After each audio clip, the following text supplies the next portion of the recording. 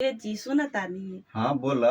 जब हम कुमार रही न तो हमरा बड़ा शौक रहे कि जब हमारा शादी होगा तो अपना पति के खूब सेवा करूंगी। कर।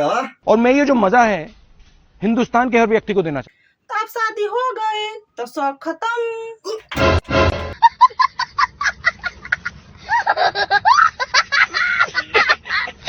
सुन, हाँ जब हम कुमार रही ना हाँ तो हमरो बड़ शौक रही हाँ कि अपना घर वाली के लंदन घुमाए, अमेरिकन ले जाए, फिल्म दिखाए, बड़े बड़े होटल में खाना खिलाए, बड़े बड़े मॉल में शॉपिंग कराए। अब हाँ तो चलो।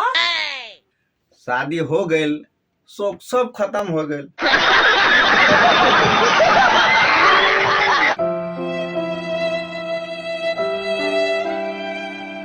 रुकी वीडियो तो देख लेला, लेकिन फॉलो और लाइक कमेंट शेयर करी।